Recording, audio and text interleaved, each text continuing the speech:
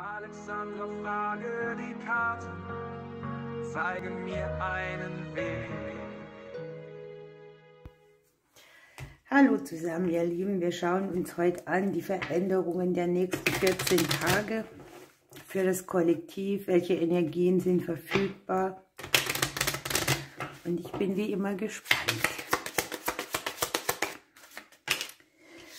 Okay, eine Qualität, die viel Stabilität und Beständigkeit und Arbeit mitbringt. Arbeit oder Berufsthemen können hier an sich Konflikte auslösen. Man fragt sich vielleicht ja auch verstärkt, für was habe ich eigentlich bisher gearbeitet? Wir haben hier trotz allem auch diese Energie, wo wir so Sehnsüchte haben nach irgendetwas Neuem. Und einsteils auch eine Energie, die, ja, die Sonne liegt im Haus des Hauses, die überstrahlt hier die ganze Umgebung. Die Konfliktkarte liegt im Haus des Klees. Das heißt, wenn du hier für dich einstehst und dein Ding durchziehst, darfst du auch mit guten Früchten rechnen. Freundschaften können hier sehr wichtig sein. Menschen, die aus der Umgebung raus wie eine Sonne wirken. Tatsächlich geht es vielleicht auch darum, dass alle Themen, die unter dem Bereich Haus, Häuslichkeit, Wohnung zu klären sind, hier mit der Sonne die beste Energie an sich haben.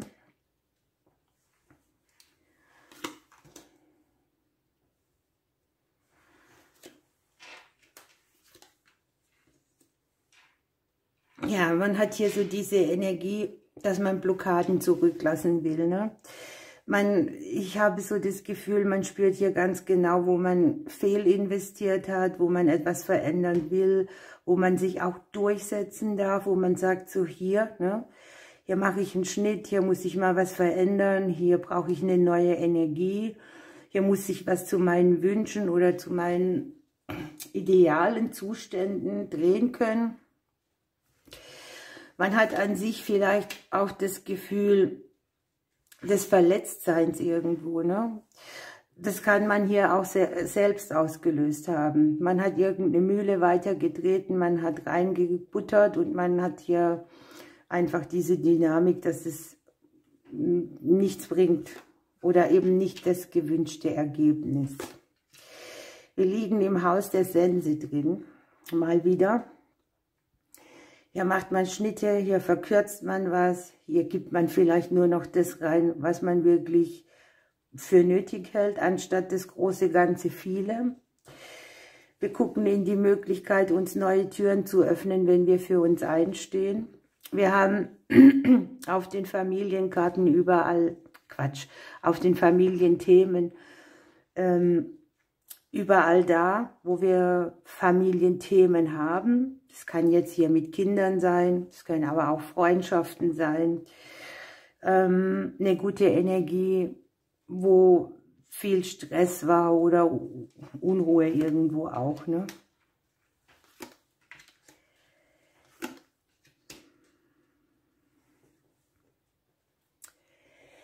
Ja, die Karte sagt hier, suche das Glück nicht an der falschen Stelle. Zweifel nicht, dass sich irgendwelche Dinge zum Guten wenden. Hier sieht man sogar auf mehreren Bereichen die Möglichkeit, etwas erfolgreich zu gestalten. Was ich hier so habe, sind das hier, wie nenne ich das? Hier sind Hindernisse am Wirken, die bringen eigentlich eine relativ große Verstrickung mit, muss ich sagen. Man sieht die Elternthemen, man sieht irgendwie das Umfeld, das hier so mit einwirkt und überall sieht man sich irgendwie wo rumarbeiten und man hat hier die große Möglichkeit, Blockaden zu klären. Das heißt, finde ich die Antwort auf etwas, was nicht funktioniert, habe ich zugleich die Lösung und die Lösung liegt hier näher, als man denkt.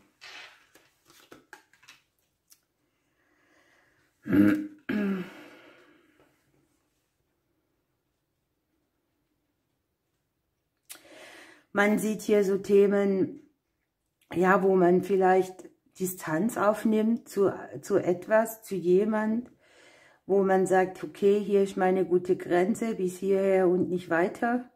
Man fokussiert sich auf sich, man klärt sich, man bündelt die Energie so zusammen, die gute Energie, die man hier kriegt, um für sich selbst zu sorgen.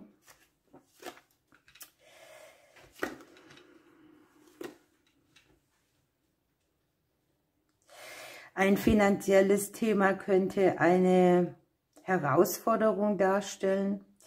Es geht hier um Gelder, die zum Beispiel aus dem selbstständigen Bereich kommen oder mit den Ämtern oder Behörden zu tun haben. Ich sehe, dass hier Entscheidungen anstehen, die irgendwie Stress mitbringen. Die können mit den Finanzen zu tun haben, aber auch mit der Häuslichkeit oder mit anderen Personen, die darauf einwirken. Möglicherweise gibt es irgendetwas, das man investiert oder bezahlt für den häuslichen Bereich, oder sich gönnt, ja, was dann zum Konflikt wird. Und man sieht so ein bisschen Rückzugstendenzen bei den Paaren, ne? Jeder guckt hier auf ein anderes Thema. Der Herr hat hier die Dame zwar im Kopf, aber auch in gewisser Weise mit einem Konflikt. Es könnte hier um berufliche, finanzielle Dinge gehen. Und dazu kann ich dann auch nur wieder sagen, die Schattenthemen des Gegenübers sind nicht unsere. Ne? Hier muss man mal aufhören, Mutter Teresa zu spielen oder immer wieder in Sachen reinzubuttern, die man nicht gedankt kriegt. Zweifel klären sich hier. Man erkennt sehr viel, was man in der Vergangenheit schon so hat laufen lassen. Und man spürt hier so diesen Wunsch nach, das kann weg. Ja. Ich kriege hier Mangel aufgezeigt und, ja, Mangel, dass hier nichts Verbindliches irgendwie so auf den Weg zurückkommt, wie man das erdacht hatte.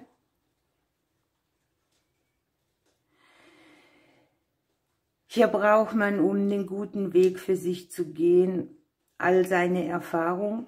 Man darf reflektieren, sich klar werden. Man darf auch angucken, wo man Entscheidungen vermieden hat, um eine gewisse Konsequenz nicht zu tragen. Und wir haben das Schicksalskreuz in unserem eigenen Haus. Im Prinzip ist es so.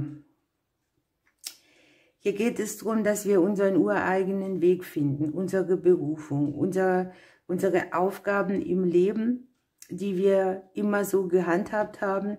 Und hier kommt so ein bisschen diese Klatsche, ne? Bäm, jetzt guck mal hin, was hast du da fabriziert? Möglicherweise hat man sehr viel Energie abgegeben, man hat geholfen, getan, gemacht, also Mutter-Teresa-Syndrom. Und man merkt jetzt hier, wie soll ich das nennen, dass sich manche Dinge nie ändern. Und dass man irgendwie verpasst hat, hier einen anderen Weg einzuschlagen. Zugleich habe ich für uns die Sonne auf dem Schicksalskreuz. Ne? Das heißt, hier kommt ein guter Weg, hier kommt auch ein kurzer Weg, eine kurze Wende, eine kurze Möglichkeit, einen Kampf zu beenden. Und den Kampf hat man hier viel mit sich selbst. Ne? Man überlegt, warum habe ich dies nicht, warum habe ich das nicht, warum habe ich nicht früher. Man hat einen Konflikt mit sich selbst, den man hier trotz allem gut lösen kann. Schicksalshafte Nachrichten, schon wieder mal.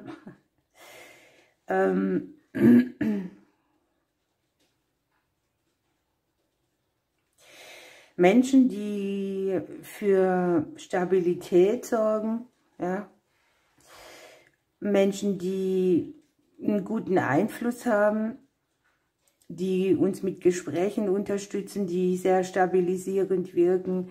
Auch nochmal Gespräche, Worte, alles, was hier ausgetauscht wird, steht eigentlich unter einem guten Stern. Man ist einfach nicht mehr bereit, die Dinge so hinzunehmen, wie sie sind.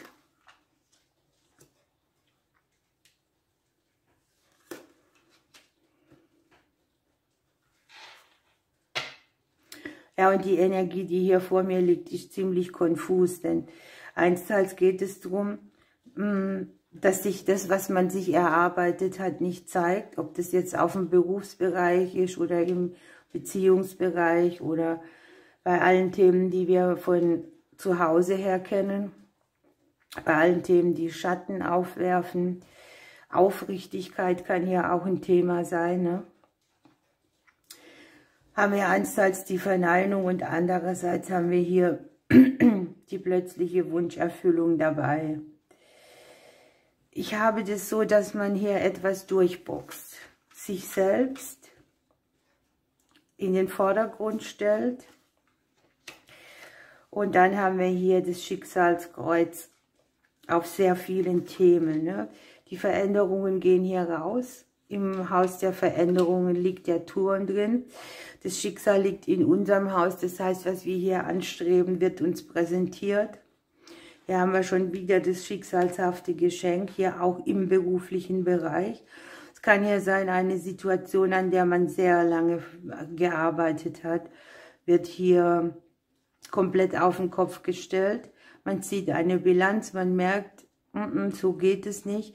Und man hat hier die Ernte für das, dass man mutig sagt, hier ist die gute Grenze, ne? Also sich abgrenzen bringt Wunscherfüllung. Hier liegt so einiges, ihr Lieben. Das Blatt ist eigentlich vollgepackt mit Themen. Es geht um Neubeginne in Beziehungen, es geht um neue finanzielle Kapitel, es geht um alles, was mit Papierkram zu tun hat, im finanziellen Bereich. Es geht um Nachrichten, die Glück mitbringen, die Wissen aufmachen, die irgendwie auch sagen, hier, ne, habe ich eine Belohnung für dich.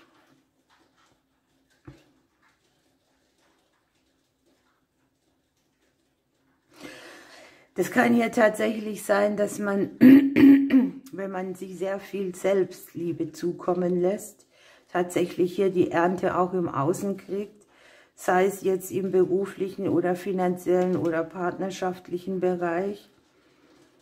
Hier kann auch sein, es trennen sich irgendwo Wege, die nichts bringen, ja? Wo man sagt, so hier, stopp. Bevor ich jetzt nochmal im Kreis fahre oder in der Einbahnstraße lande, steige ich aus. Man erkennt hier so viel, was man in der Vergangenheit auch verpasst hat.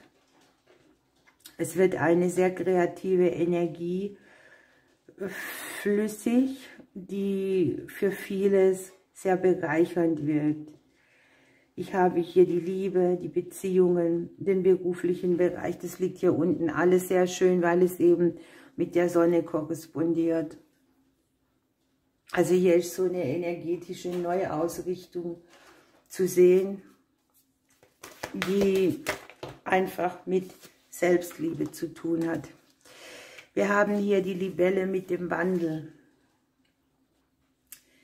Ja, und jetzt bin ich gerade mal wieder so ein bisschen baff, denn die Libelle bringt die Nachricht mit, dass es völlig in Ordnung ist, die Richtung zu wechseln, die Meinung zu ändern.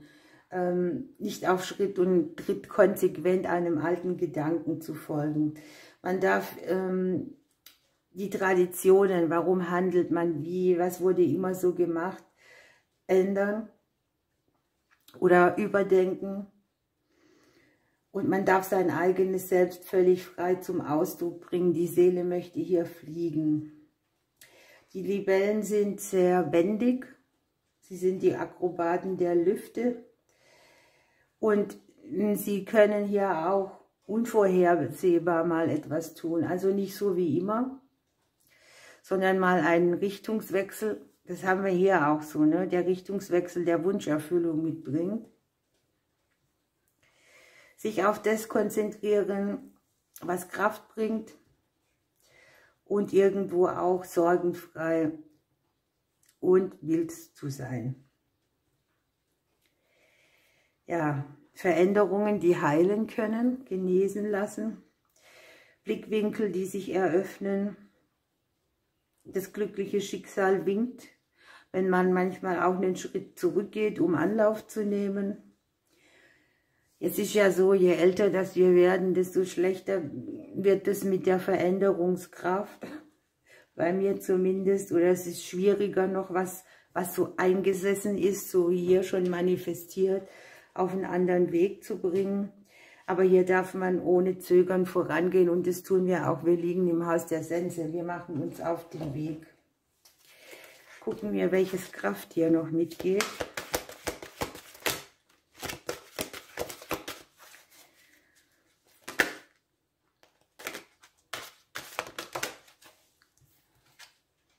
Hier haben wir schon wieder den Skarabäus, der kommt recht oft.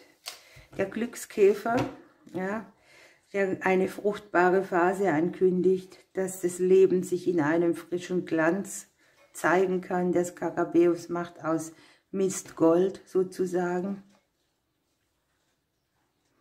Hier dürfen wir das nutzen, was wir schon im Umfeld haben, um uns neue Türen zu öffnen. Also diese Mittel, die wir brauchen, liegen näher, als wir denken. Etwas ist fruchtbarer, als wir ahnen. Man kann jetzt alle Dinge zum Guten wenden und aus dem Alten etwas Neues entstehen lassen. Man erschafft es selbst. Ja? Man wandelt die ganze Kraft, die man hier hat, für sich selbst. Okay, ihr Lieben, das lassen wir so stehen. Ich wünsche euch einen wunderbaren Abend. Ich drücke euch und bis bald.